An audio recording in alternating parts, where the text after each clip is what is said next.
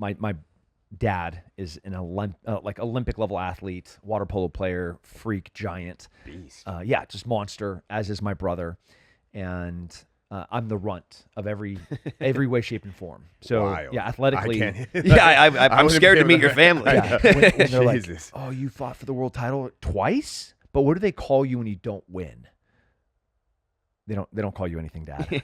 Like there's no name for the loser. Yeah. Like maybe a perennial contender or like I don't know. And he's like, okay. But as and then he'll like go into Olympian level discussions of all of the uncles are in Hall of Fames for sports and baseball and Major League Baseball players.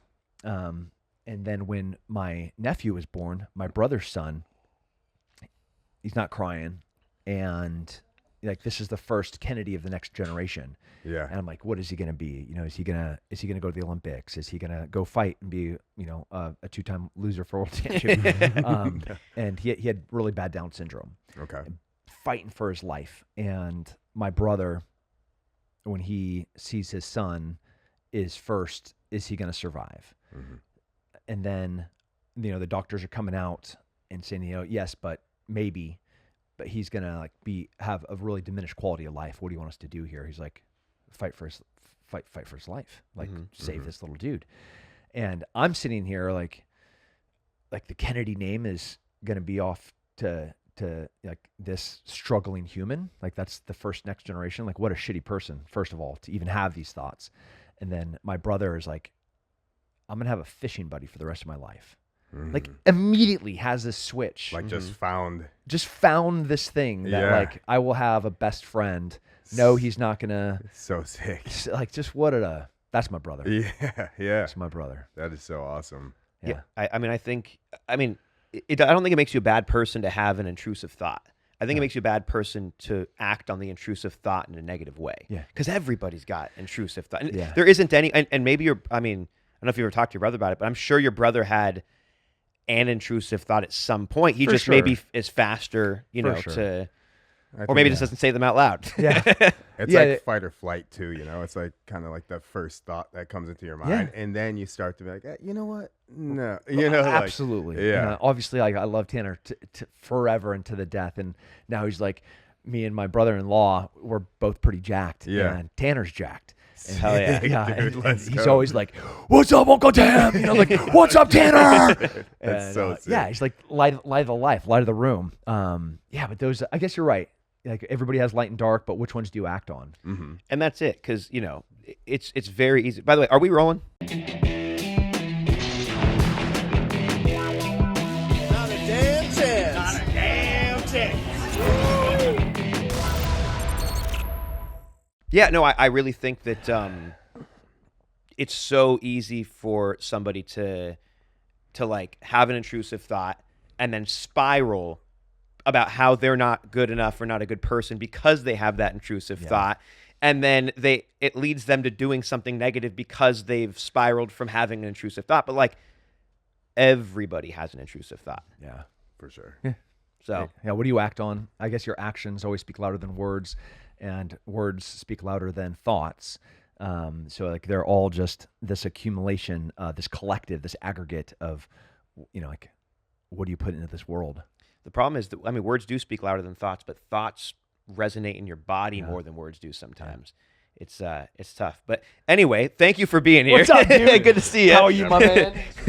You are looking good, though. I like Thanks, this bro. Little by little. cutting down, but you look good. Thank you, man. Look I good. appreciate it. You do too. Yeah, I'm trying to keep this button alive. You guys notice I wore my tightest shirt to sit in between you guys today. What does it say? Like when you're super talented at food and you're not fat.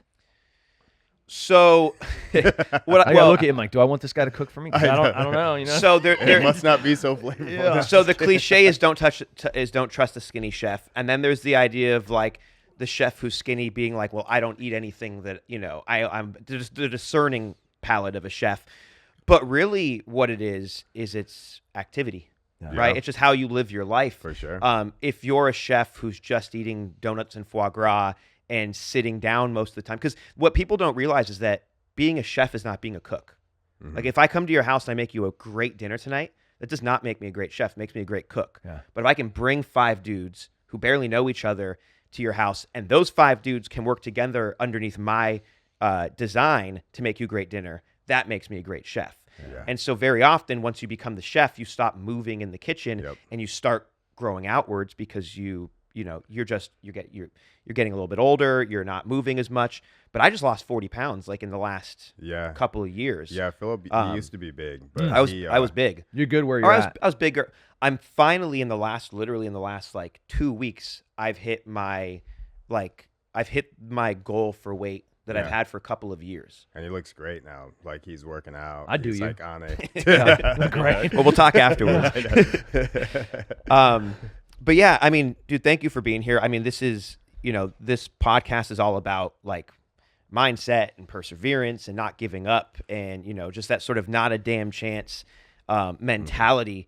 And honestly, we can't really think of anyone who embodies this sort of mindset more than you do. I mean, we don't really know each other, that well. I mean, we've heard some of the podcasts you've been on. We have a ton of mutual friends, but like, it seems like you're the guy in our friend group that like people will compare your level of like dedication to. Yeah, you know what I mean? The discipline, all of that. And so kind of want to just, talk about,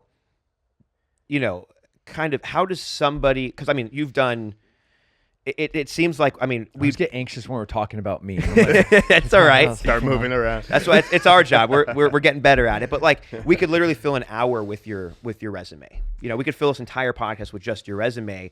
And I feel like a lot of people are familiar with that, and we'll get into some of it. But I really think that what we're interested in is like, how does a person like you come to be? And I have to imagine that it's not been an easy road to sort of finding yourself at this level where you're able to accomplish so many different things. I mean, most people can't accomplish one of the things you've accomplished, and you've accomplished dozens of them. Yeah.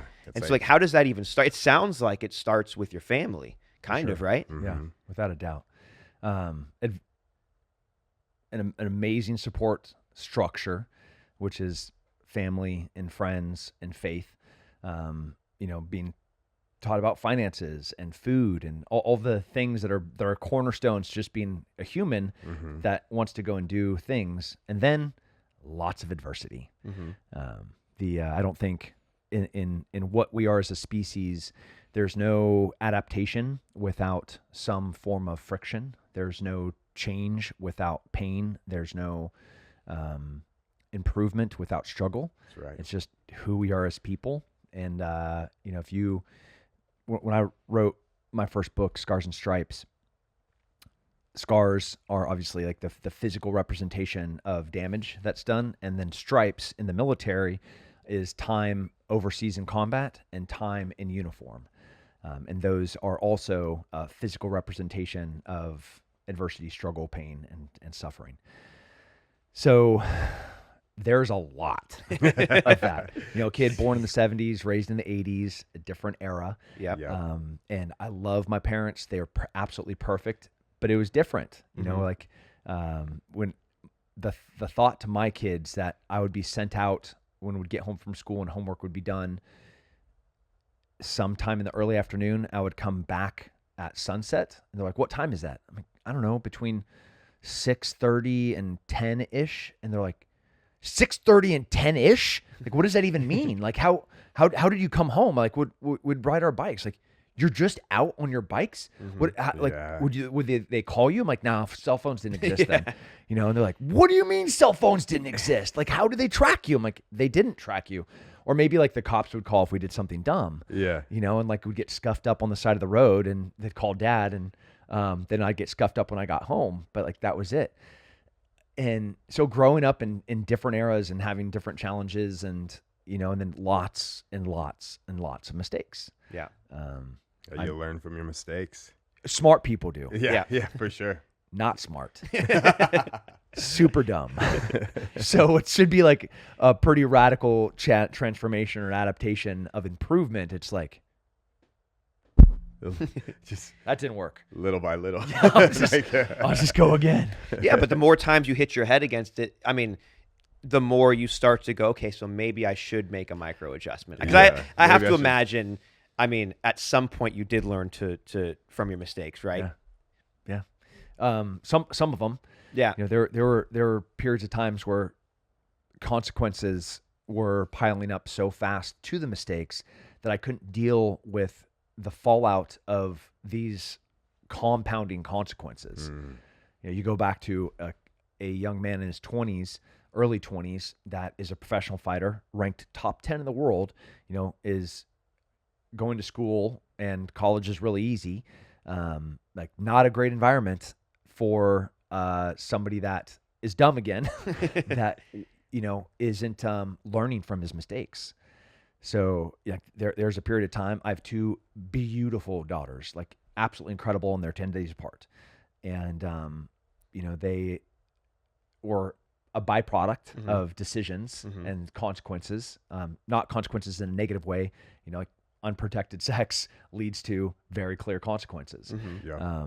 And we're also in a period of time where I thought I had perhaps an STD that isn't fixed by Z-Pack. Okay. I was fighting in this tournament, and after parties of the tournament with the ring girls, and that girl ends up at the ring or at the gym being like, "Hey, We got to talk. yeah, we got to talk. I have a problem." This is the Oh, same man. time that I have, a couple of women pregnant. So you had wow. two girls pregnant within 10 days of each other ish? More? Yeah. Jesus. And so yeah, dark times. Even the seed Yeah. is strong with you. yeah. Wild. Let us tell you about some damn good beef. Better Fed Beef ships 100% American beef, raised by their family farms, straight to folks across the country. No middleman, no mystery, just pure, exceptional quality. Yeah, the beef, it's called certified Anya beef, and it's not your average steak. They breed beef bulls with dairy cows to create something really special. It's like a crossbred beef on dairy cattle. That makes the meat crazy tender, full of flavor, and super consistent every time. They dry age every single cut because great beef deserves the extra time to be perfect. So Better Fed Beef prides themselves on a family-focused value chain. From their family farms to their family-owned artisanal butchering partners, they keep everything within the family. They are proud of what they raise, and they don't take shortcuts, no fluff, no frills, just the best eating experience you can get. I mean, look, I've actually had the pleasure of receiving a few of these boxes. Yeah. And, I mean, it's really good. I mean, this is the beef we eat at home quite often. Dude, I'm going to come over and Yeah. ask you for some of that beef, bro. Guys, from Better Fed Beef, let's send some to my boy Neen here. But for those of you at home, head to betterfedbeef.com and use promo code NADC to get 20% off your entire order. Obviously, for your first order only. But listen, real beef from real families, that's their slogan. Then Neen says, let's go. Let's go. Ended up in the Pacific Ocean, swimming due west into the fog. Not trying to kill myself, just trying to have a baptism of my brain. It's like, how do I deal with this? Clear things up. Yeah, get lost in the fog, treading water. On the north side of Morro Rock in Morro Bay, California, in 50-degree water. I swim just fine. I'm a pretty talented swimmer. Growing up with a dad that is good in a pool. We grew up in the pool, and pool is punishment. So being out there maybe an hour. Wow. I'm maybe 2 miles out. Wow. And I thought that was the end. I'm in the fog. I have no idea where the shore is. Fog does really weird things to your brain. The foghorn, that's part of the Morro Rock breakers. I could hear it to my left, and then I could hear it straight ahead. I could hear it behind me, and then I thought I heard waves crash. But there's no way that you could hear waves crash when you're 2 miles out. So this is it. And you're now frozen to death because you've been out in 50-something degree water for a couple hours. Yeah. Gee, so you kind of just went out as a self-punishment / meditation, just I need to go clear my head. I'm going to go for a swim. The beach was always my grandpa, the kind of patriarch of everything, lived in Cambria, California. And, when things were bad, my mom's best friend died in a really sad scuba diving accident. We went to the Silva's house, and then we went to Grandma and Grandpa's house. I remember sleeping, what my best friend's mom is now dead. My mom's best friend is dead. But I can hear the waves crashing on the shores of Cambria, and I can go to sleep. And so it was always like the safe space. Mm-hmm. And then my grandpa, whose house that was, my grandma and grandpa, he starts dying of emphysema. Mm-hmm. And if you've ever seen someone die of emphysema, every breath is slightly less than the breath prior. Wow. And they slowly suffocate. Oh man. And so that safe space was gone, but the beach was still there, I thought. So early in the morning, pre-sunrise, I walk down to Morro Bay, take all my clothes off, take my pager, Yep. stack it on the Those times. on the beach, and hop into the water.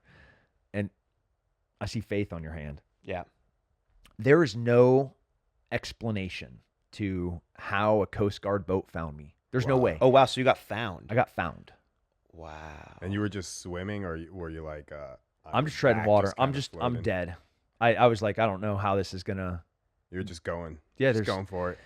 the. Did you eventually? I mean, had you given up? Like, I'm sure you tried this way, like it. Well, I could make it worse. Yeah. If you start swimming in a direction that you don't know, you have three. Yeah. You have 75% chance of getting chance worse. of making it worse. Yeah, yeah. Or making them not be able to find you even worse than So what are you are. supposed to do in Tread, that? stay where you're at. And just hope somebody comes by, Yeah, or Also, hope you're the just- tide pulls you. yeah. Or hope that that inversion layer of the coastal influence of the weather, like a wind, lifts the fog up. Holy Like, shit, yeah, hoping. dude. That is insane. There's these That's like the dunes that scariest are thing. on the east side of the bay that separate the beach from Morro Bay. And those prevent anybody from being able to see down on the beach. So nobody saw me get into the water. Mm-hmm. There's no cell phones back then. Yeah. The Coast Guard says that somebody called and saw a boy take his clothes off and get in the water.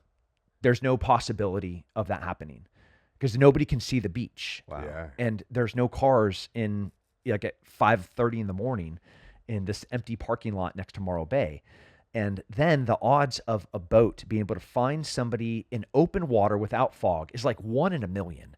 And then to find somebody in fog, it's incalculable. Yeah. It's like, this is divine intervention. There's I don't care what your beliefs are. There's is no way that this wild. happens. There is. I truly believe that you can't force things to happen that aren't supposed to happen, and you can't stop things from happening that are supposed to happen.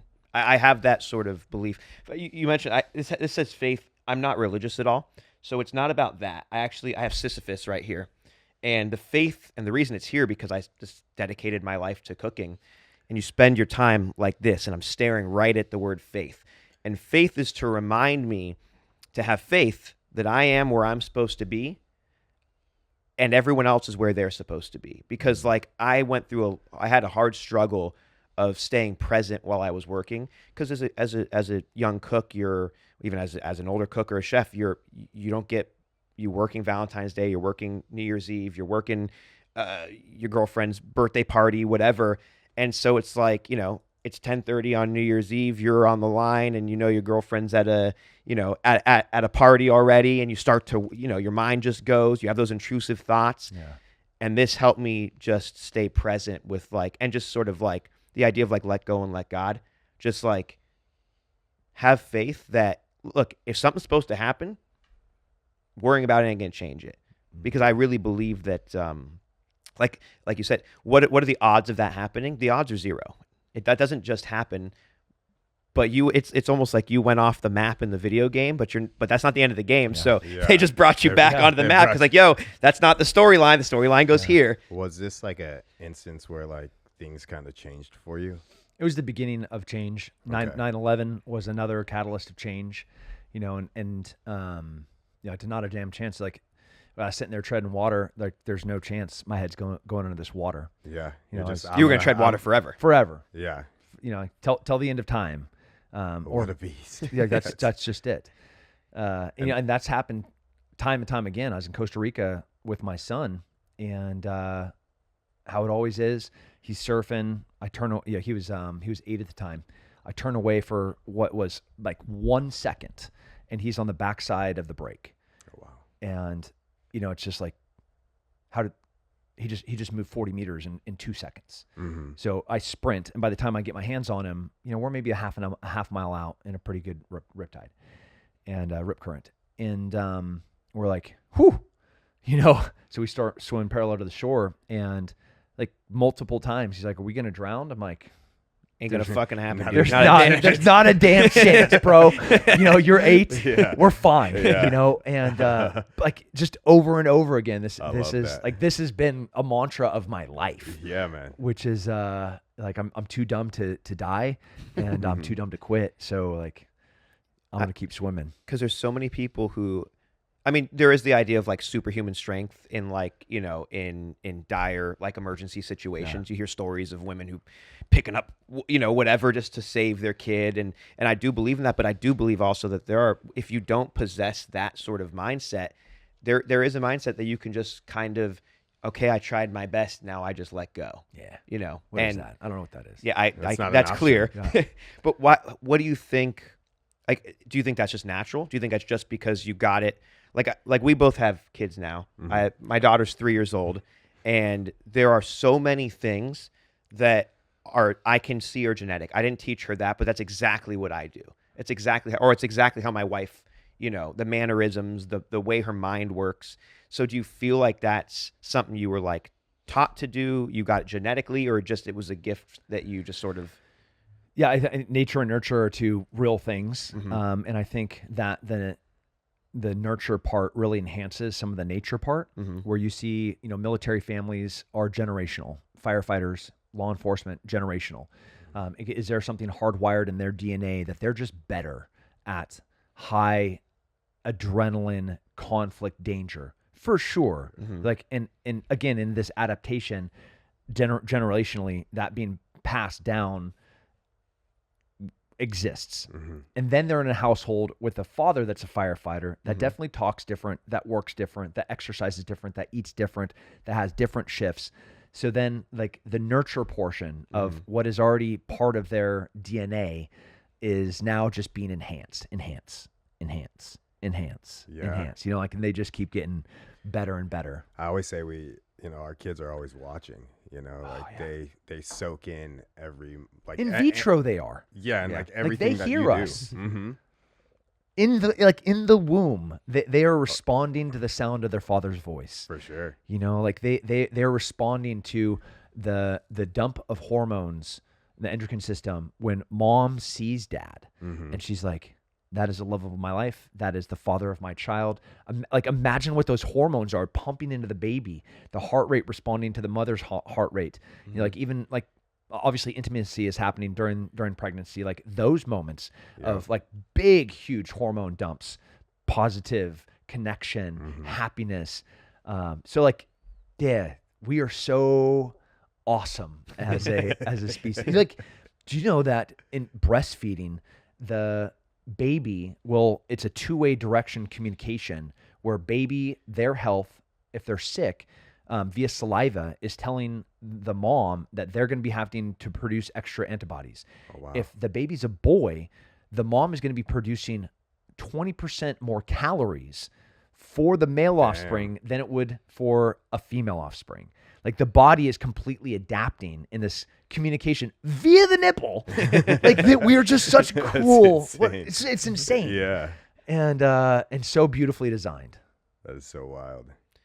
Yeah, it's so how did you get into like fighting? Like what was like, were you just like a kid who got in a lot of fights at school and you thought, I'm good at this, I should try to do a career? Or Yeah. Like, plain and simple. yeah, that's it. I mean, you go back to Tim Kennedy at North County Christian School in Atascadero, California, with this little girl named Laura. I maybe had a little crush on her. I'm 4 or 5. You like, whatever that means. And then somebody slick says something about her haircut. She's a little Italian girl. You're 4 or 5 years old? Yeah. Okay. And I think his name was Phillip, whatever. Followed him up to the top of the playscape, popped in the face, pushed him off the top of the playscape, broke his arm. Go up to the principal's office. Principal pulls out the paddle. Could still spank a kid back then. Oh, yeah. I'm getting it, and I'm just like, have you ever been spanked with like a ping pong paddle? I don't think Do you think it would hurt? It's You like would a think little it would hurt. smack, Yeah. right? Yeah. No? Nothing compared to like a wood, Yeah. the wood spoon. Yes, that my compared mom- to a or the- baseball bat, or sure. the belt that my dad would whip Yeah. out. Yeah. there's levels of stuff. The kids these days will never know the fear of the belt snap. Yeah, where it comes out, you get Yeah. the first snap, and then he folds it in half and goes, Yeah. yeah, and like, I know it. I mean, catch me first, dude. You know? Yeah. Yeah, and like half the bruises on my arms are defense marks as my mom's trying to hit me as we're going by. I'm second born, so I'm extra dumb. Yeah. And so when in the principal's office, getting it, and I'm just like, weak sauce. It was very clear that like not wired right. And then fast forward, just a couple of years, and obviously I'm a man of faith. Religion sometimes doesn't reflect what faith is supposed to be. And this is one of those examples. The youth pastor was, and he was, I think my sister was maybe 7, and he was asking if he could walk Katie back. So my brother's 11, 11, 12. And he's like, no, Katie's going to stay with us. And I'm like, do I get to fight him? I have no idea what was going on. I'm only 9 or 10 years old. But even at 9 or 10 years old, when my brother says like, no, Katie's staying with us, defiant to authority figure, I'm straight to violence. I'm just like, I'm going to fight an adult. You can feel it. Yeah. I'm just like full send. So to answer your question, always and for forever. So you're wired that way. I was wired just to. Are you wired to be? Do you think you're wired to be a protector, or you are wired to just choose choose violence, or like what? Yes, all of it. Yeah. My dad. I remember clear as day. So something happens to your sister, you can't come home. Like they're gonna step over your dead body to get to your sister. A yellow jacket comes onto the trampoline. You better have 15 stings on you. Yeah. And before I see one on her, like that. Period. My brother, to me, was that way. Sure, he's a big brother. Yeah. We fought, little Irish twins too. We threw down, but he would die. He would jump in lava to give me an extra second to stand on his back as he melted. Like that's my brother. And with that protector mindset, I mean, some of the most earliest formative memories being in a parking lot in Anaheim or West Covina, Southern California. My dad was there. He was a narcotics officer. He stole planes full of cocaine from Pablo Escobar. Like that's my dad. Wow. Yeah. Beast, dude. So there's nature involved. Yeah. There's nature and nurture. Well, that's the idea is like you can have nurture without the nature. You can have nature without the nurture. But if you get 100% of both, you get Tim Kennedy. Yeah. We're sitting in the car and I hear this blood curdling scream. It was the first time I'd heard people scream. I'd heard pain, but this was like, I'm scared to death. I'm being assaulted. And my dad, just cool as a cucumber, just like, hey, honey, I'm going to be right back. Clears his gun, gets out of the car, walks down, and what felt like 5 hours, it was probably 5 minutes later, all the sirens and lights started coming. My dad comes back, and he's like, there's a woman being assaulted. And just gets in the car. He's like, all right, we're going to go grab dinner. Nothing happened. Just went, solved the problem, just moved on. Fixed whatever horror. And it's in the darkness of a parking lot as we're sitting in the back seat of a car that doesn't have lights, like back to the 80s again. Like how scary is that for a kid? And to see your giant of a father come back in is like, not a problem. Just calm. Just so cool. Fast forward a couple of years, first time that I started understanding how dangerous men can be when they said something to my beautiful little sister.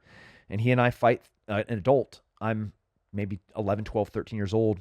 We're falling through telephone booths and glasses everywhere. We're getting tore up and, cops show up. And I was like, this is what he said to my sister. And they're like, oh, you can go. Yeah, we'll talk to him. I don't know what happened to him, but back to the 80s again. Yeah. He Different got it. world. Yeah. Fast forward just a couple of years, the Paso Robles Mid-State Fair. Not a lot of kids in the Central Coast are black. And one of the few that were is adopted. His last name is German, by the way. Yeah. He knows nothing about actually being black because he lives in Atascadero, California, in the Central Coast next to the beach. But these country kids from Salinas come down, and they say a word that I'd never really heard before. Didn't really know what it meant, but I knew I could fight them. So like, cool. you're getting separated by the San Luis Obispo deputies, the sheriff's department. You know, they're like, what's this all about? And I'm like, so I started learning that I could fight for the right reasons, and it's okay. I fought for a lot of the wrong reasons. Got fired for in and out because I lawn darted out the window when one of the guys assaulted one of the drive-through girls. Another time I slid across the counter when somebody said something in the lobby to one of the guys working in the back. You know, like, so sick. Yeah, Steve Kronk, I love you, my manager, by the way. I deserve to be fired. I understand that now, but I was the best fry guy you ever had. You know, you dummy. Yeah, so nature and nurture again. Like I could go to violence pretty fast, and then I learned that as good as I thought I was at it, Chuck Liddell, There's Jake always someone better. and they lived where I lived. The best fighters on the planet lived in San Luis Obispo, California. Glover Teixeira became UFC light heavyweight champion. Chuck Liddell, Scott Lights Out Lighty, Gan McGee fought for the UFC heavyweight champion. Scott Adams, our coach. I mean, just the pit. Yeah. The mecca of early UFC fighting You had all the was in San Luis Obispo, California, and Arroyo Grande, California. beasts Yeah, around. John Hackelman, like the coach that when he coached 4 guys to world titles, lived in Arroyo Grande. It's like for you to, like, if you just happen to be in the right city with all the best skaters at the same time coming up, or Yeah. you know, that's crazy. That really is. Did they take you like under their wing and stuff, and you just like trained with them? Under their wing.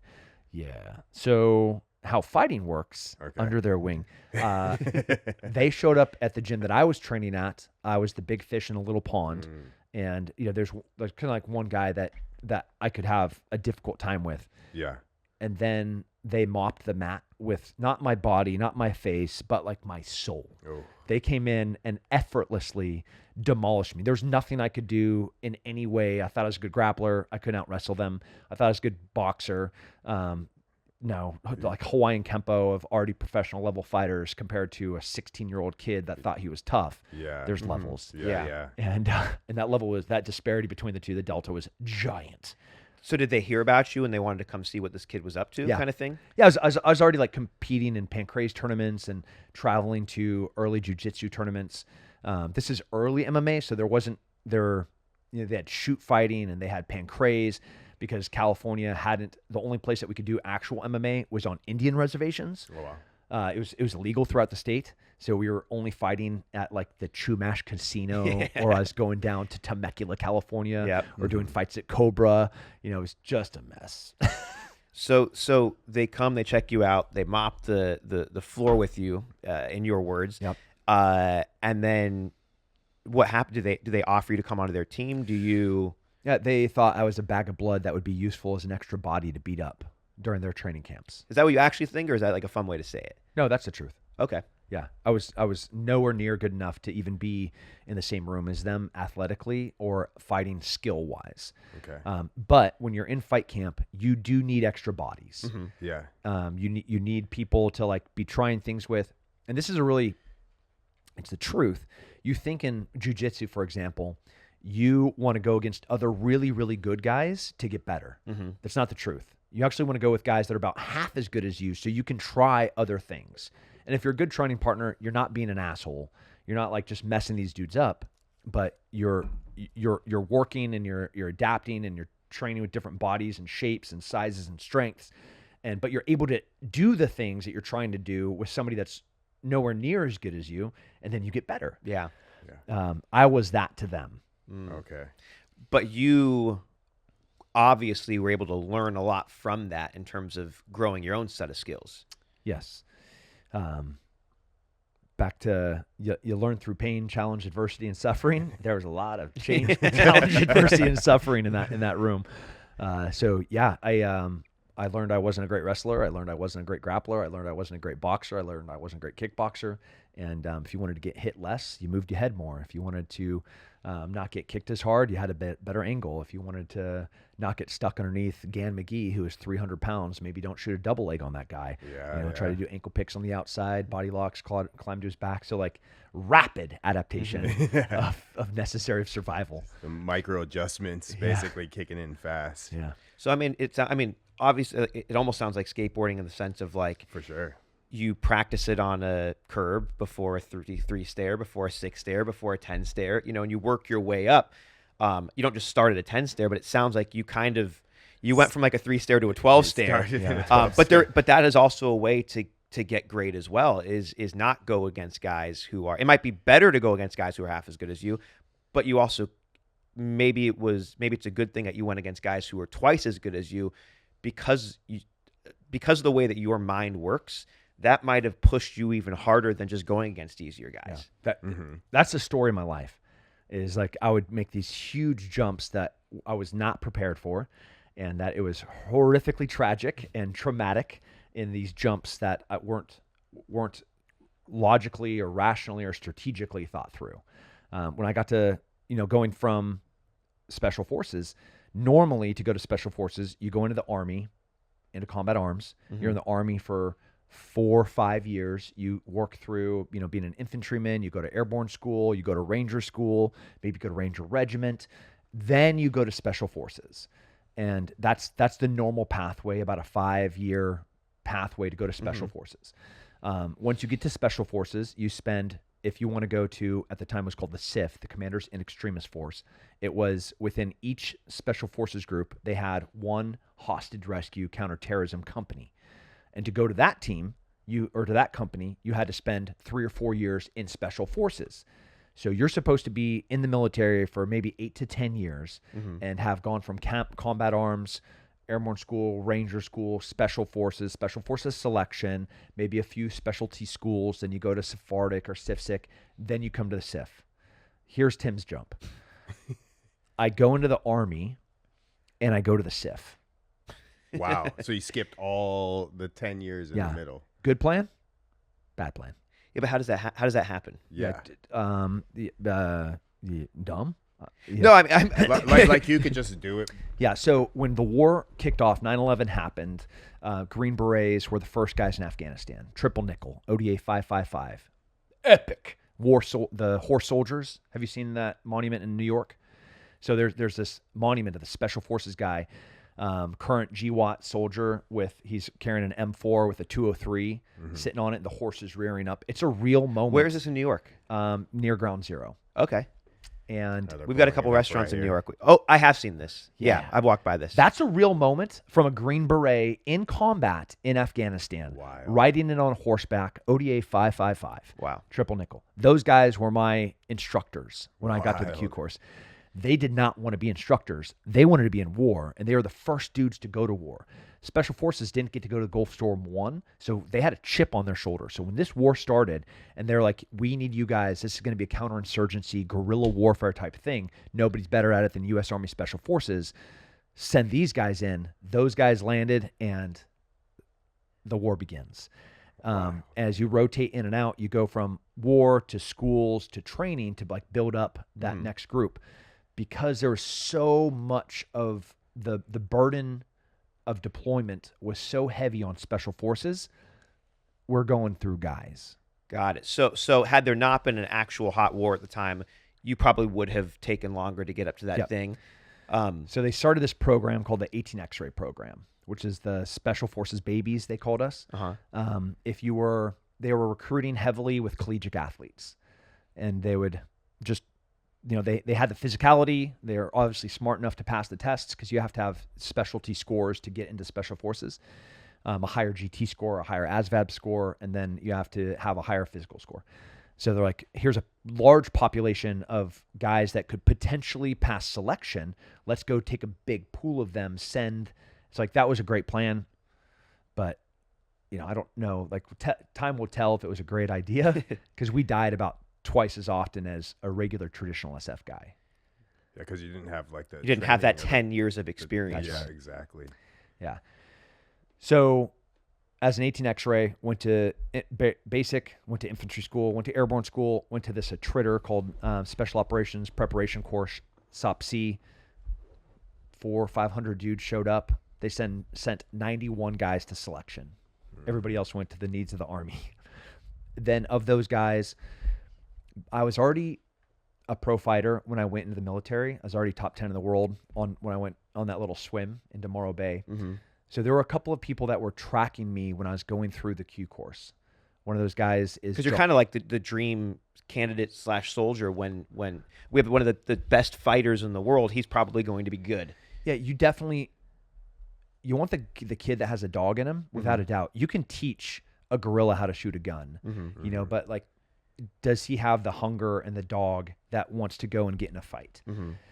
So John McPhee, the sheriff at Baghdad, you would talk about a great interview for this. This is one of the greatest guys and one of the most hilarious humans.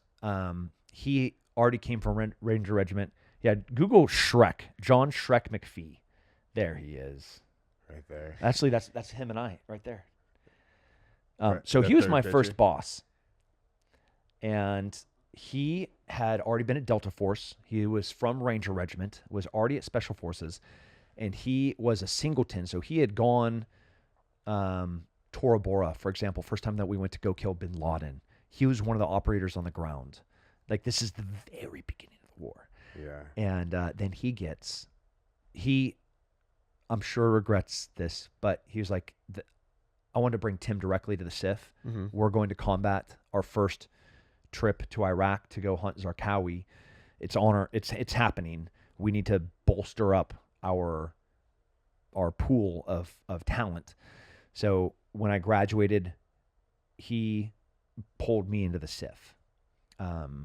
And I was nowhere near ready. I didn't deserve to be there. Everybody was smarter. Everybody was better. Everybody had a lot more experience. I imagine they were all older too. If it takes 10 years typically to get there, they're all in their late 20s, early 30s. Yep. Yeah. And you're pretty young at this. Yeah, I'm point. 24. 24, yeah. You know, they're all 30s something. How did you feel about going into this? Like, Well, being an egotistical little prick. yeah. Like, I deserve to be there. Everything about, like, I'm faster, I'm stronger. You know, I thought I not only deserved to be there, I was entitled to be there. Yeah. I could not have been more wrong, you know.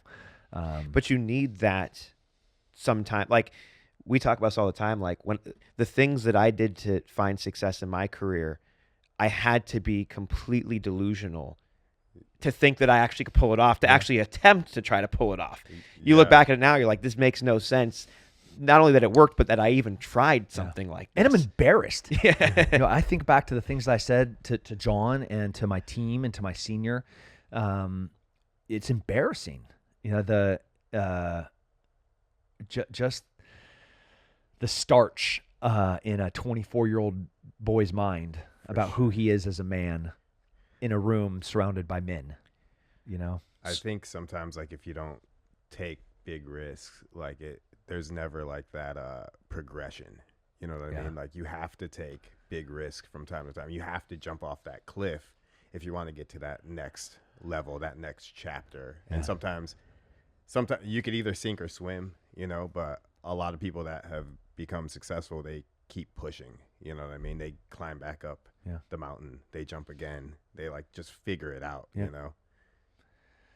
Yeah, a lot of those moments. Yeah, for sure. So what made you want to get into the armed forces? Like, because as a competitive fighter, Top 10. top 10, Right. Most people would think, okay, the next stage is money, girls, you know, alcohol lines, that kind of thing. But I was already there. You're like, I was there. check them blocks. Yeah. But how did somebody approach you? Did you see something? Like, what was it that made you go, I want to do this, and then actually go and do it? Yeah, it was. I was working at a company called Parable Interactive, and I would go in early to answer customer service calls on the East Coast. We're on the West Coast, and this is really early internet and kind of like .com bubble, and you know, watching a plane slash into a building. I actually didn't see the first plane. I was watching replays of it, so then had a live stream happening. And this, I think, was the way for a lot of people, was a lot of people saw that second plane hit because the first plane had already hit. You had to be looking to see the first plane. Like, what was going on? And then, oh my God, did another plane just hit?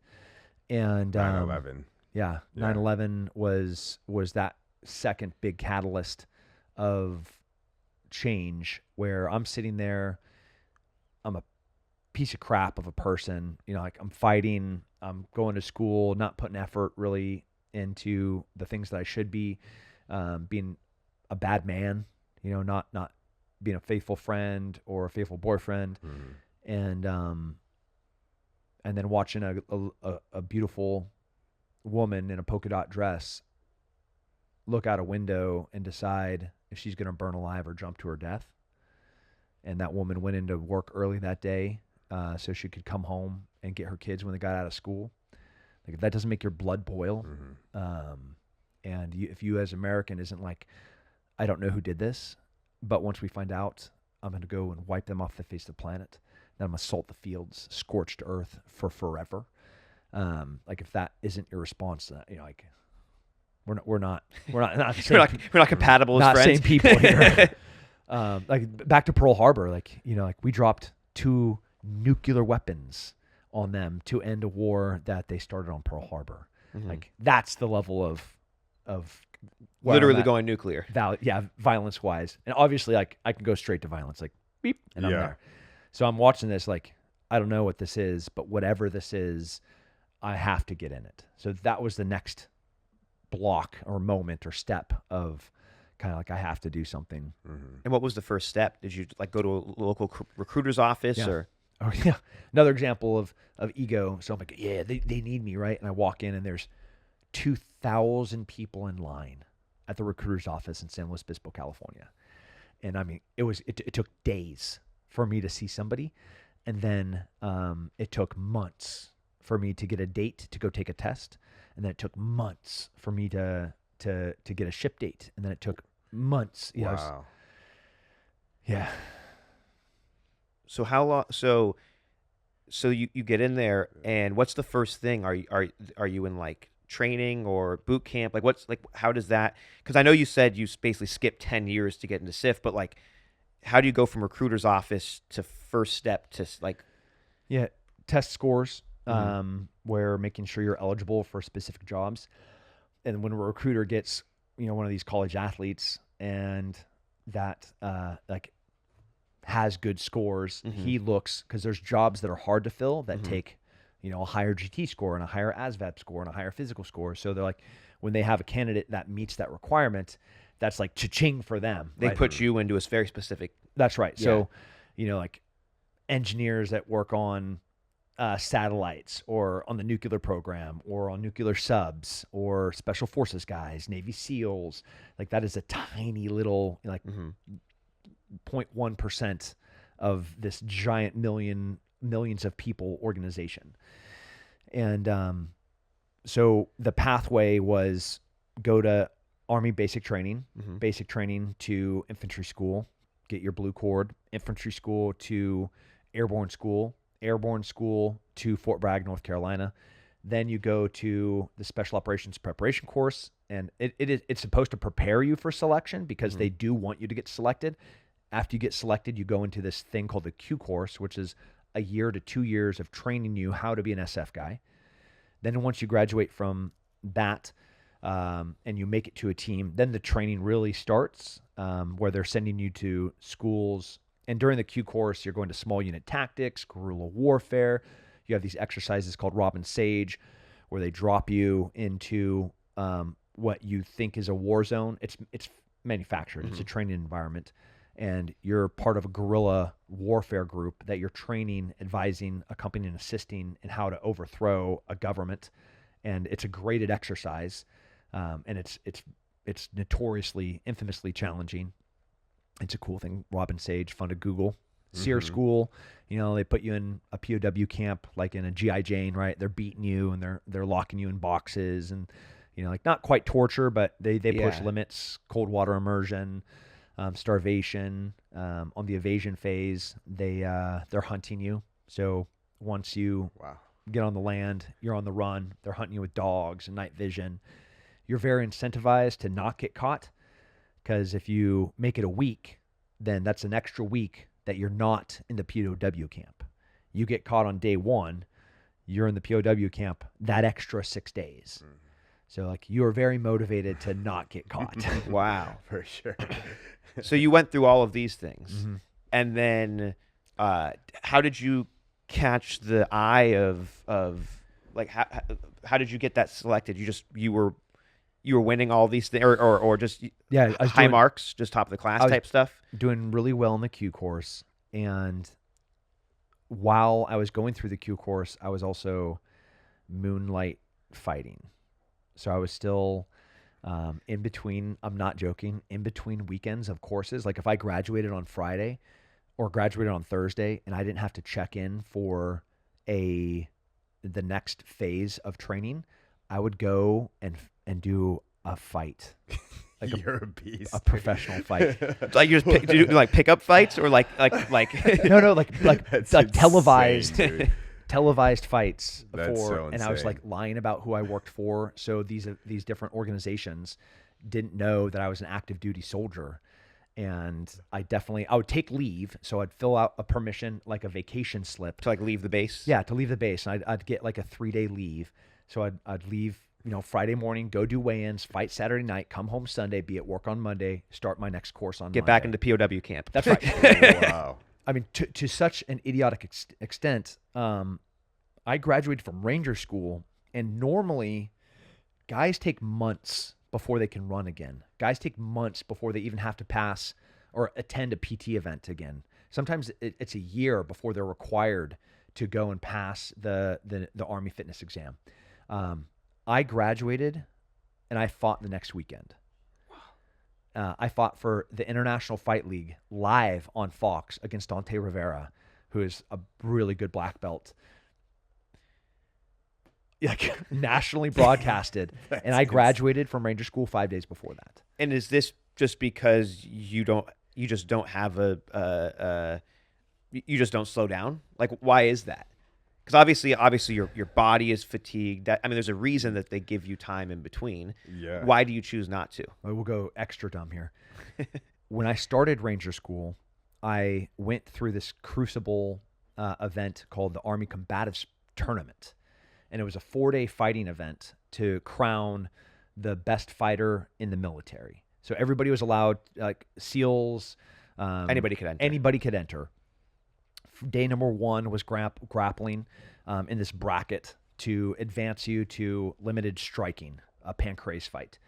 And then you fight through like day 2/3 in pancrase. And then day 4 is full MMA, like all out. Anything. Complete fight.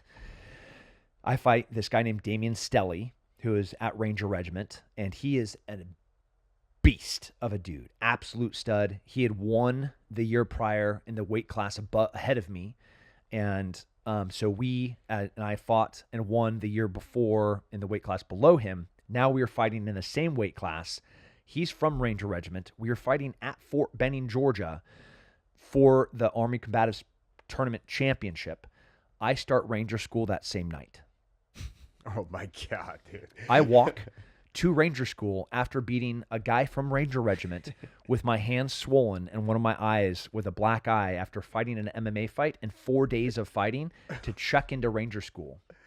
Oh my goodness. And The day I graduate, I go and fight at the IFL. and obviously you walk in, feeling like you're the big man on campus. But what are you met with? Is there any?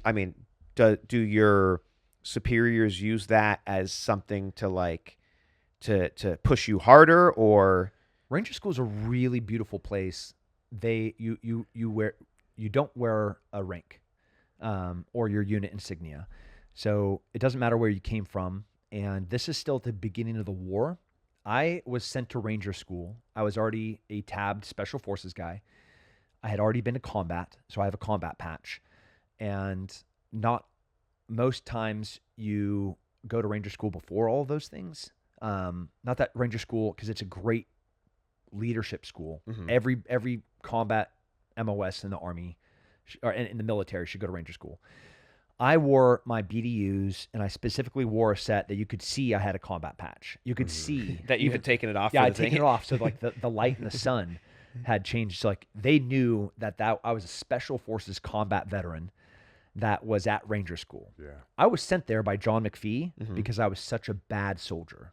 Because you were too much of a bulldog. No, because I didn't understand the Army. I didn't understand leadership. I didn't understand responsibility.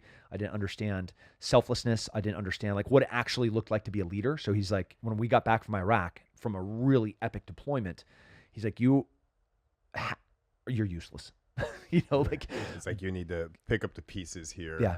Kinda. All of these empty things of who you are as a teammate need to be filled before you're actually Go out again. an asset. How was it like kind of dealing with kind of battle and stuff? Like what would drive you every day to like wake up and continue going out there? Yeah, I mean, a girl in a polka dot dress. Yeah. At this time, I had 2 daughters. Mm-hmm. Obviously, I'm not a whole human. Like I'm a broken man, and trying to do right by them. I think every man needs to know their limits. Mm-hmm. How strong am I? How fast am I? How high can I jump? Like they're different things for everybody, and they have to like reach that threshold of failure and then push through it sometimes. Mm-hmm. I was looking for that still. I was still trying to You still hadn't found the failure? enough of it. Like you just want to like prove to yourself how far you And to can go. them. And to them. Yeah. Yeah. To their moms, to these beautiful girls. It's different now. With my wife, we have 2 little kids at home. Yeah. And my grown daughters, I missed their entire childhood. Mm-hmm. Like I was not there. Because you were out there protecting them, protecting their freedom, protecting. I mean, that sounds a really great way to But phrase it seems like in your mind that's what you were doing, because the same way you stood up for that girl when you were 4 years old, to me it just, because like as you get older everything is supposedly about like the patterns of like childhood trauma and things like that, but it sounds like the same pattern. You went and threw the kid off the top of the slide because he said something to the 4-year-old girl, and now you see this lady with children jumping out of a window, and you're doing the same thing for her. So whether or not that is like a great way to phrase it, whether you're right or wrong, that's why you were doing it, it seems. Right? Yeah. In your mind, you felt integral about saving these people and standing up for them. Yeah, for sure. As we're walking in the door today, Yeah. like doing no change, man. Yeah.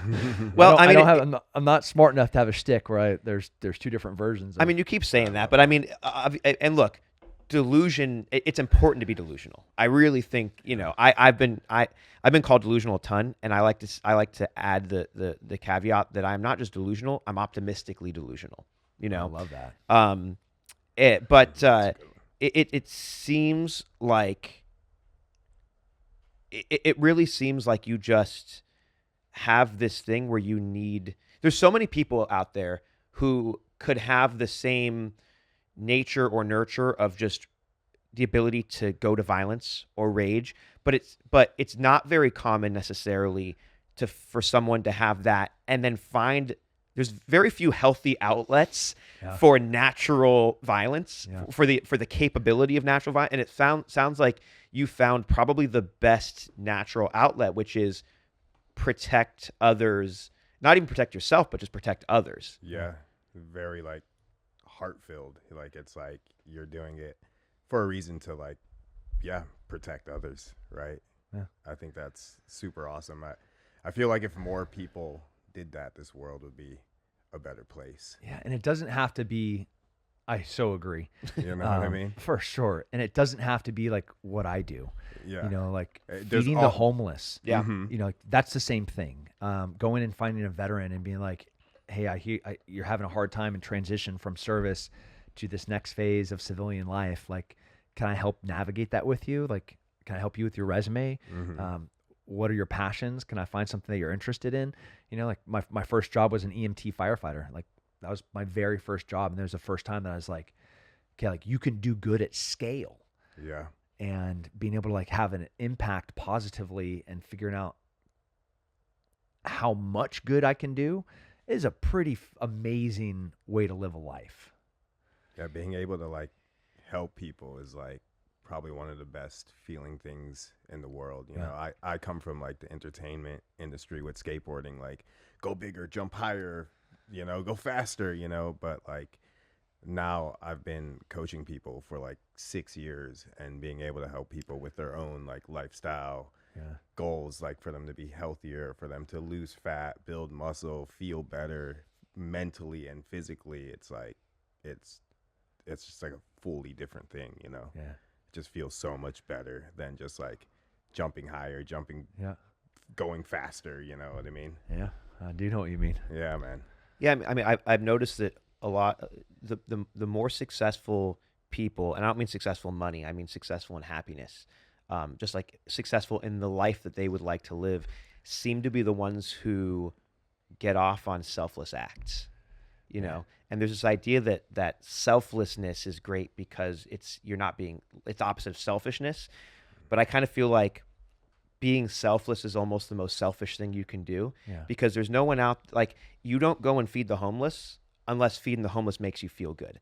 And therefore it's a selfish act. So it's another way to be like, if you find yourself to be a selfish person, figure out how to be selfish in a positive, outpouring and outreaching way.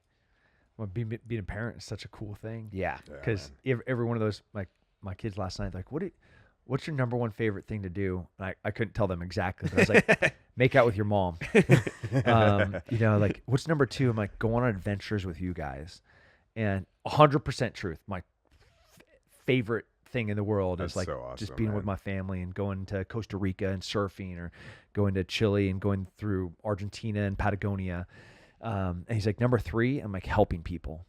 And he just sat there like he knows all the skydiving, scuba diving, riding motorcycles, shooting, competing, jujitsu. And he's like, I just saw like the wheels turning. And I'm like, it's the best feeling in the world. You know, like, do you feel good when like you get an assist on the lacrosse? 'Cause he's so good at sports. He's just so talented. Makes sense. And you're like, where you could totally bury it, which would be a triple hat trick in that game. Instead, you pass it to your buddy that hasn't scored this season, and you see him put it in there. What does that make you feel like? He's like, God, it feels so good. I'm like, did you celebrate bigger when you scored your 9th goal or when he scored his first? And he's like, the goalie ran across the field to celebrate with him. I'm like, So sick. but you made that happen. Yeah. Like that one act of selflessness. Think about how much good you put into his soul with that one little, almost meaningless act by you. And now imagine that at scale. And you know, he's 10. Yeah. But just watching them gears being like, cannot compute. You know, it's like, oh, but it does feel good to score that. I don't know what to do here. Yeah. But it, But it's so like you're cool. also planting the seed for him Planting later seeds. on, you know? That's right. Because as he Nurture. grows and matures, like he'll always remember that and it'll come, you know?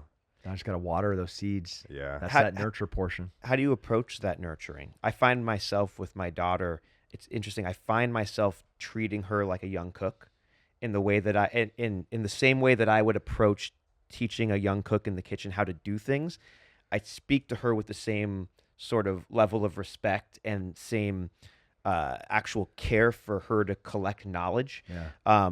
But it's so often I'll like literally look. I'll watch myself third person saying this to her, and I'd be like, "This is how I spoke to so and so." Do you find yourself like teaching him in a similar manner to the way you were taught in the Army, or the way you taught people, or? Absolutely. Definitely how my dad taught me. You know, he curated opportunities of adversity. Like they absolutely could have killed me back then. So I mean, I guess he could have died in Costa Rica in the water. He could have died in Argentina with me. He could have died going off that waterfall with me. He could have, like, I get it. But I'm creating opportunity for him to overcome challenges and overcome adversity. Also have a beautiful little daughter, and oftentimes people, when they see us interacting, just last night we were at the Steiner Steakhouse, and watching him get the nerve to go ask this little girl Ellie if she would go dance with him, you know, like near complete anxiety panic attack, as he's just gonna go ask a cute little girl with a little French braid if she'll step on the dance floor with him. And it's being there and being able to like not literally, but metaphorically hold his hand through that moment. And Oh wow, that's so sweet. that's last night, dude. That's so sweet. Hell yeah. And he's 10? Yeah, but dude, when he came off that dance floor, and it was the longest song ever, that poor dude, you could just see like The elation was just through the roof. It was through the roof, and just like what a moment. So, like a few of the tables, they had heard he and I talking. I'm like, you'll be respectful. You'll ask her if she has the time or if she'd like to, but be direct and don't have your feelings hurt if she says no. Like I was talking to him like a man. Yeah. Yeah. And he leaves, and this fellow with the cowboy hat right next to us, he leans over and he's like, man, I've never heard somebody talk to their kids like that. I'm like they love them and they respect them, because that's all that was. And he's like, yeah, I guess you weren't talking down to him. You weren't telling him what to do. I was like, yeah, I love him and I respect him. Yeah. So like I talked to him like I want to be talked to. And so to that exact point, Yeah. 100%. I really think that, like, and it's crazy because, I mean, your kids are older now, but like my daughter just turned 3 like a month ago. And I really feel like from the time she was like 2.5 was like when like I became like her best friend. I went from being like the clown who made her laugh to like actually her friend. You're going to be for the next 16 years. I'm going to be for the next 60 years. The rest of her life. Right? All I'm honestly, all I'm trying to teach my daughter is how to be reasonable. Yeah. That's like, it's like, I never tell her not to have a specific emotion. You have a daughter? I have a son. Son? Yeah, they're about the same age, like a month apart. And it's awesome because like, obviously like the way, I believe the way that you would, I don't have a son yet, but like the way that you would train your son and train your daughter, I feel like there's a little bit of a different, in the same way that you can't teach every cook with the same thing. You have to kind of tailor your training to the individual. Yeah. So to just teach her to be reasonable and teach her to be gentle, feel that thing, but what do you do with that feeling? I love that. So I'm going for anti-dad issues. yeah. You like girls with daddy issues. I want anti-dad issues. I want them to be like, my dad could fix that. Yeah, you know, or like the check comes and like obviously my kids have never seen a bill not paid by me. Like, oh, my dad's strong enough to do that. My dad's been at every event. Yeah. My dad hasn't missed a ballet recital.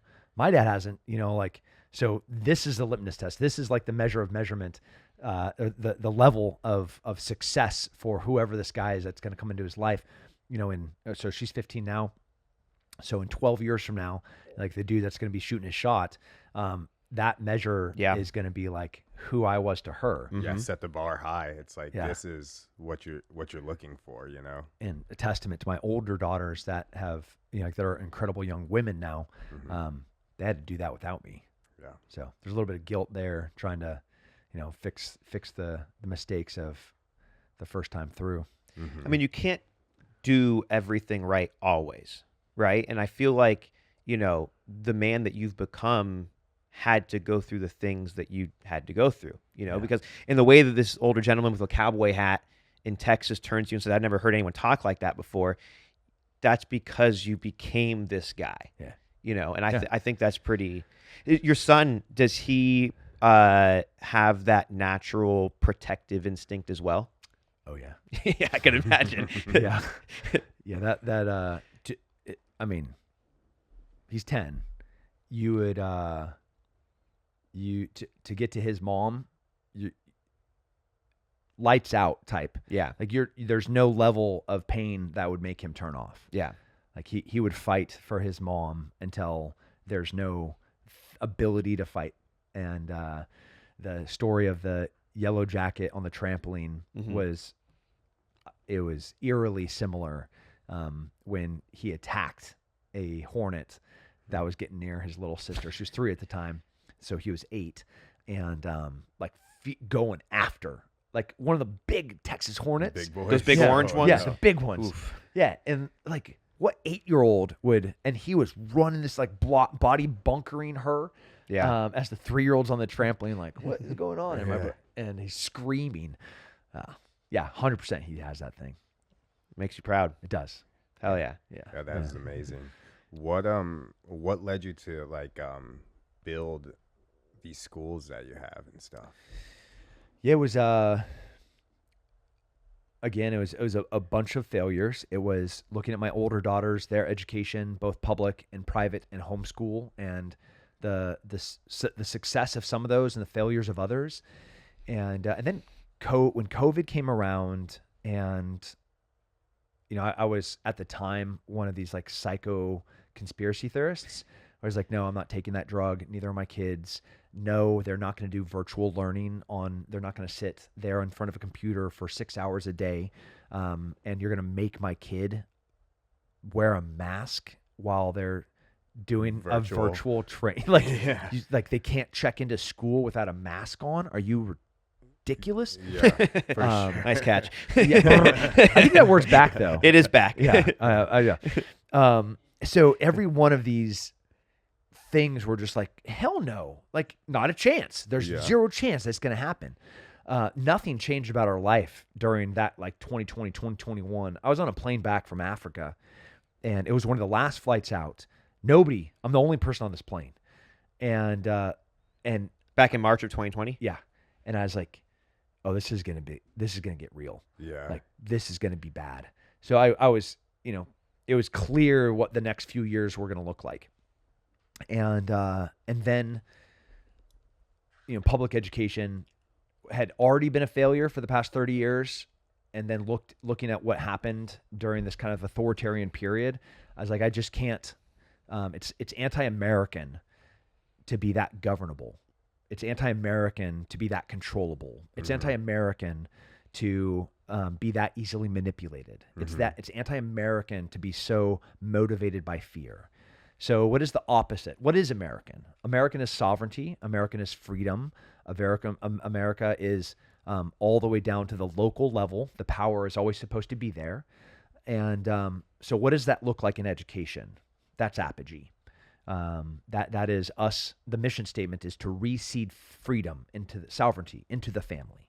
And so how do we do this? We are taking shares from public, private, and in public and private partnership. Like we're doing all the right things, but we want the authority to be at the parent level. Yeah. Like we want the power of control. It's not the government's job to educate your children. It's your job. Yeah. It's not the government's job to build morals and values about what their belief structure is going to be in the world. It is your job. And we have been relinquishing that responsibility. And by relinquishing that responsibility, we've been giving away authority and power over our own children and our own families. Yeah, not my family. And not at my school. I'm literally leaving straight from here. I have to do it at 10:30 because I'm going to my school. We're doing a family cleanup day. So we're going to clean up the trash. In the back of my truck right now is paint, rollers, paint brushes, hammers, because we're like all the families. So you're teaching people how to be contributing members to society that they can, and in a way they can be proud of. Yeah. I love that. Do you hand somebody a fish, or do you teach somebody how to fish? Yeah. Yeah. That's what we do. Yeah. And you'll be handing out fish the rest of your life unless you teach somebody how to fish. And how to build the rod, and how to build a lure, and what the tide looks like. There's so much in that it is so empowering to give people sovereignty, and freedom is I think a subordinate to sovereignty. Sovereignty is like, I have so much authority and agency over my life, and I live my life in agency. Like I want to be the most high agency person in your guys' life. Like if you're overseas and something bad happens. Chris Williamson was on Rogan talking about it. He's like, I'm going to call Tim Kennedy because Tim doesn't care. I'm not going to ask permission. Like you heard that phone call as I was walking in. Who was on that phone? I will literally, I do not care. Yeah. It is the right thing to do. It is the right thing to do. And I will find a way to do it. And I will deal with the consequences of me doing the right thing. And then I'll enjoy that next fight because I knew what I did was right. Yeah. And now you're going to have to fight I'm in the moral authority. And you're going to be fighting from this position of fighting me for doing the right thing because you didn't like the way that I did it. I'm here for that next fight. Yeah. And that was education as well. Yeah. I mean, I think that is, I mean, that just takes it back to like this sort of mindset of definitely the mindset of like, I will not give up. I will not fail.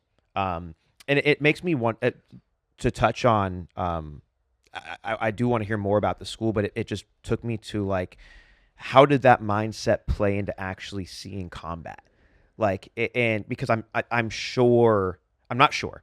I would imagine that when you actually see combat, people are very amped up. Maybe they're excited, maybe they're scared. But the second the guy next to him gets shot, or you're pinned down, like what do those types of things feel like, and how, like, what is the mindset to push forward and let's say you even get out alive, which obviously you do. Yeah. Most people are like, fuck, I was so close, I'm not doing that again. But like, no, fuck that, we're going back because it is the moral right thing to do. There's a lot of I don't know, indoctrination's the right word.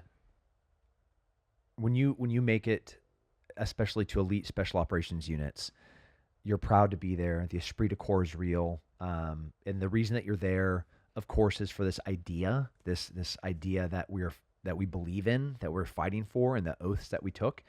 But then it ultimately comes down to the people to your left and to your right. I'm fighting for this idea, absolutely. I'm fighting for my oaths. I'm fighting for my country. But I'm fighting for Ben Rios, and I'm fighting for Carlos Ruiz, and I'm fighting for John McPhee, and I'm fighting for Dave, and I'm fighting like your family, your crew, for forever. Yeah. The one of my favorite moments in The Town, that movie, where he's like, hey, I need you to come with me. We're going to go hurt some people. But we can never talk about it Yeah. again. Yeah. And he's just like, whose car are we going to take? That list of people for me is endless. He had one friend to do that. I have 1,000. Like, what a great group of people that I don't deserve to be with. So it's every day trying to earn that type of loyalty, and trying to earn that type of friendship, and trying to earn that level of commitment that they have. Like, a lot of that going to war is for that. And war is the worst. People are talking about Iran and Israel right now. Like, should America be involved? Like, you're talking to a guy that's, I've been in the military for 21 years, and we were at war for 20 years. I have nowhere near the amount of combat compared to a lot of my peers. I've seen a lot of war. I've been the hammer in Iraq, part of a very elite special operations, special missions unit task force that was all the might and power of our elite military on one person. And of course he dies. Like, we've seen that with Zarqawi. We've seen that with bin Laden. We've recently seen what Israel has done in Iran to those types of tip of the spear people. And they're like, hey, well, should we be back in there? I'm like, have you been to war? Do you understand how horrible war is? Would I do it again? Absolutely. Would I do it for these guys? Absolutely. Would I do it for those oaths? Absolutely. Am I going to do it for that idea? No. Like, get fucked. It's the worst. But like, in a heartbeat. So I noticed that you say a lot things like, I don't deserve to be here. And and I'm just curious, is that just how you've always been? Or do you find yourself at a place where you're like, I need to speak humility into the world because I have such a big ego? And I don't mean that in a disrespectful way. Both. Yeah. Because I noticed, like, you preface so many things with, like, I'm too dumb, I don't deserve it, I'm not good enough, which clearly you're not. I mean, yes, you have to have those levels of delusion to scale such mountains, right? But, like, clearly you're not a dumb human being, and clearly you deserve, these things. And so I do wonder, because, I mean, sometimes you do have to just, like, you have to level yourself. Yeah. You have to tell yourself to shut the fuck up. Yeah. You're not that fucking cool, But I'm just curious if that's a cognitive thing, or it's something that just it's both. It was humiliation and embarrassment from thinking back to when you were younger. Yeah, a young 2012.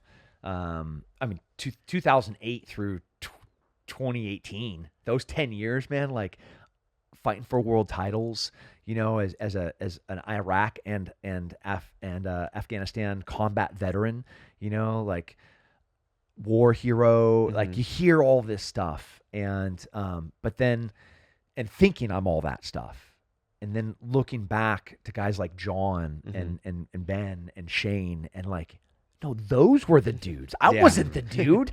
Like, But you became one of the dudes. I'm trying to. Yeah. And I think that's going to be, and I'm blessed and fortunate to still be able to wear the uniform. Mhm. But like, I have to earn it every day now. Yeah.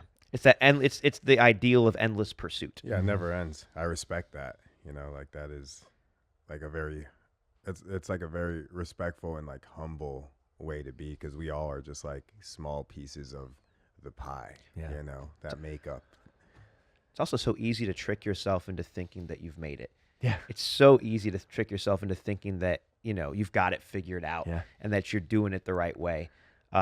And so it is important to, and it's important to surround yourself with people. I mean, I'm asking a lot of these questions, one, because I feel that like the whole purpose of this podcast is to inspire those at home and like to show them that like the guy behind behind the brand or whatever that you think behind the legend is actually just a regular dude. Yeah.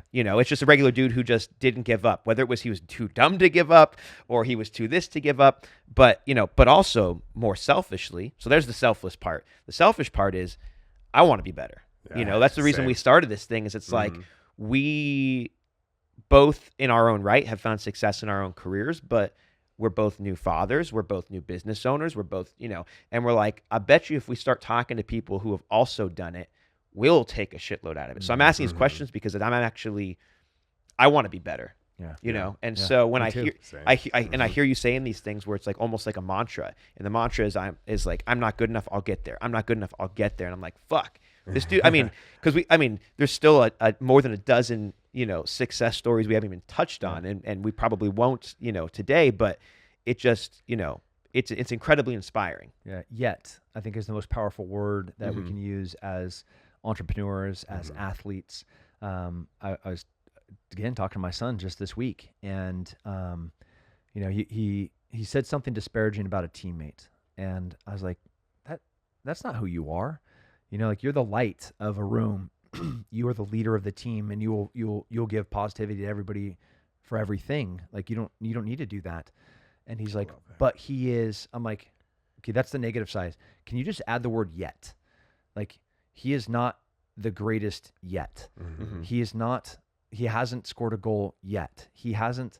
So I love that. Turning that back to me, like, sure, 8 great companies just exited another company like today. Congratulations. All that sweat from Yeah. the gym before that was loading, inventory of a company that like I just sold. So sick. And like I made it. Have I made it? No, not yet. Not yet. What is the next? Making it is your last breath. That's right. Up until then, it's the journey, and figuring out how I really believe, because we talk about balance a lot, or at least balance comes up, and it seems like the people who find the most success in their lives are the ones that it's not truly a balance, because you're not balancing your life with your life. Yeah. If you find something that you would do for free and figure out how to monetize it, there is no balance, because it's just what you would be doing either way. Yeah. If that joy, I'm all in on that. Like everything that, if you look at like all the companies, all the time going overseas, Afghanistan evacuation, Ukraine humanitarian aid evacuation, Israel evacuation, currently redoing it again, where I'm like fighting fear mongers that are trying to like capitalize on people not being able to book a flight, but I can like book your evacuation via TripAdvisor, like pump the brakes on what you guys are trying to sell here. But like I'm doing the thing that I was made to do. Like to that kid on the playground, I was made to do this. And I was not born good at it. I was born to do it, and it has taken that nature and nurture of my dad and my brother and teammates and instructors and cadre and the triple nickel and John McPhee, and Oquendo, and like the list just goes on and on and on of all these amazing, mostly men that have poured myself, homeschooled by my mom, that have just poured themselves into shaping somebody that can do just that.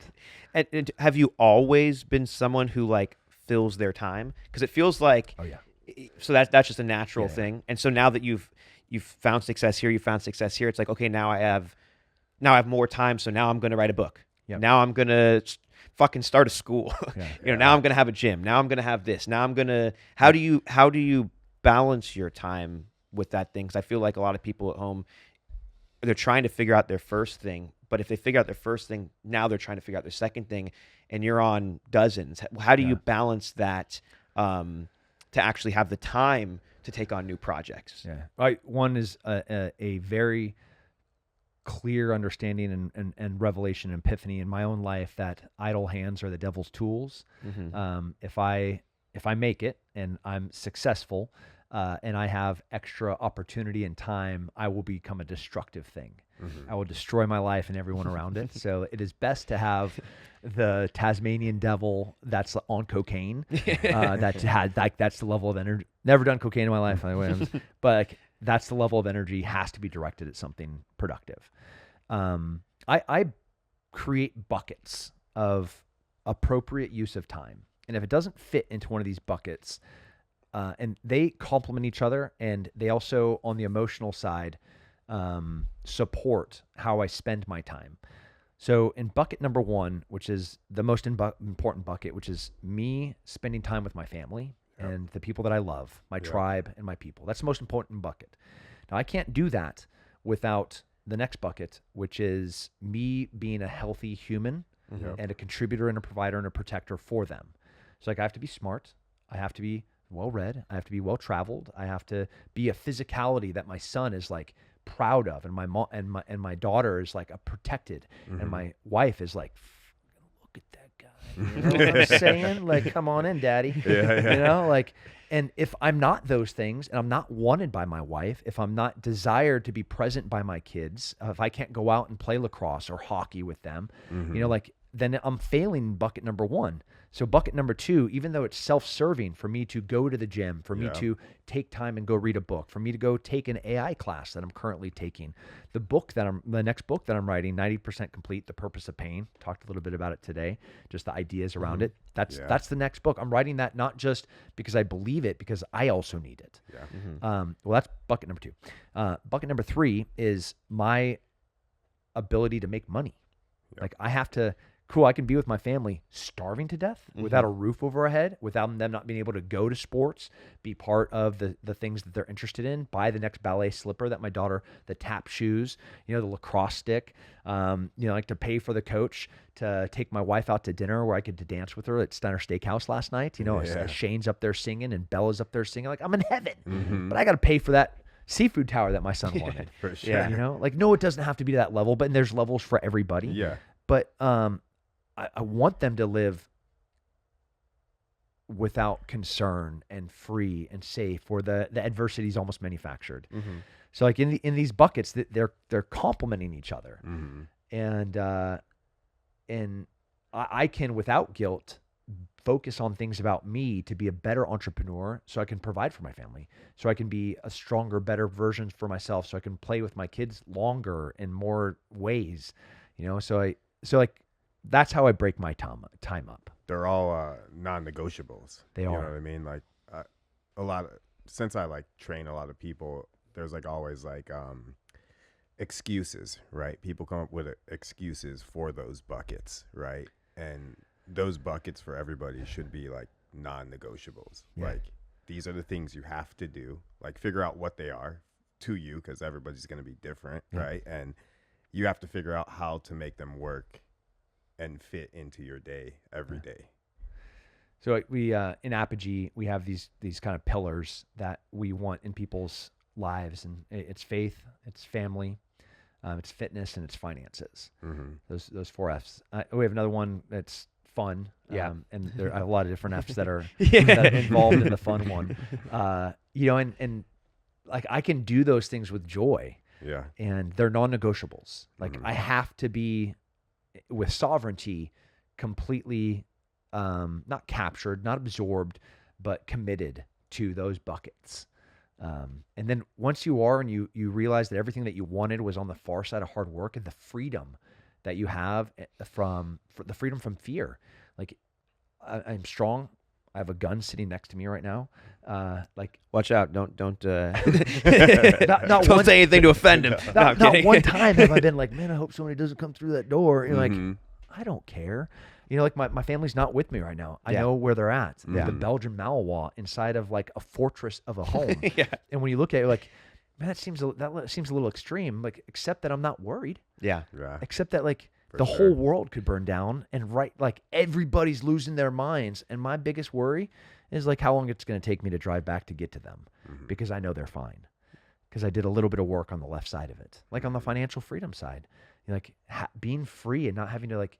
It is so the stress around that next meal and making rent and paying for the cell phone and prioritizing what am I actually spending money on to make sure I'm spending money on the right things. That's what they always say is like, well, there's that saying of like money doesn't buy happiness, but if you have money, you can kind of like do the things that bring happiness for you. You know what I mean? Money is a lever to happiness. Mm-hmm. Like some of the most miserable people are rich. Doing the right thing with money, watching organizations like Samaritan's Purse and Save Our Allies, my friend Sarah Verardo, Nick Palmisciano, and these people have levers, and they do so much good and have so much fulfillment because they're using it in the right way. Yeah, and that Exactly. it kind of goes back to what I was saying about like find the thing that you want to do for free and figure out how to monetize it. Yeah. Because if you do it that way, you may not have financial freedom in the beginning, but you're still manufacturing your own fun because it's what you would enjoy doing. You figure out how to monetize it until you get the financial freedom, and then you can just do more. Yep. And you get to do it for forever. Yeah. Mm-hmm. Usually, as to sort of put a bow on these episodes, we always ask the exact same question. And that is, I'm very interested in your response because you're such an interesting person. This guy. So Neen puts a magic lamp on the table. Genie comes out, and you have the ability to completely manufacture, as you like to put it, what your life and the life around you looks like 10 years from now. What is that for you? No change. I like that answer. Yeah. You're the first person That to was say the first nothing. one, yeah. Yeah, no, I like that. Nothing. But everything more. So just the trajectory you're on just 10 years down the road. I want, when that phone rang today, and can we get this group of people out? All flights have been canceled. They're not like in life or death emergency, right? They're logistically trapped, and the booked flights have been canceled. Credit cards are bouncing because American and Delta keep canceling things. The money's not being put back on the credit card in time to book the next flight. So it's just logistic complications. Yeah. In a broken system that's in the middle of a war. And that's like 10 families. I want to be able to do that to 100,000 people in the middle of an actual complete all-out conflict where I can be like, I'm going to fly a C-17 in here and use the most talented operators, way smarter than me, way more capable than me, way more connected than me, to like positively affect saving, preserving human life and protecting Americans and our allies. More like the freedom that my family has, and that curated, editorialized, manufactured adversity where like I can do that at scale for other people. Like being able to empower families in Apogee to like take control over their lives again, their financial lives, their family lives, their faith lives, their fitness lives, and they're like do that across the nation. I love that. Ugh. I love that, man. Gets me a little bit. Yeah, man. I love that. No, but that's good because you're living the passion that you have, and I think that's. What does America look like if that happened? I don't know. I mean, the first time that I saw you on Joe's podcast, I immediately went on and I was like, I need to do this sheepdog thing. Yeah. And of course, it was like, I saw it a week after it came out, so everything was sold out.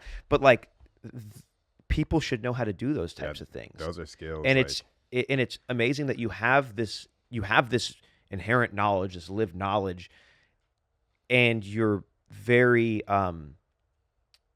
what's the word? Like you're giving with that knowledge. I can't think of the correct word for it, but you're willing to share that knowledge for both adults, through sheepdog and through I'm saying that right? That's right. Yeah, and through kids through the school.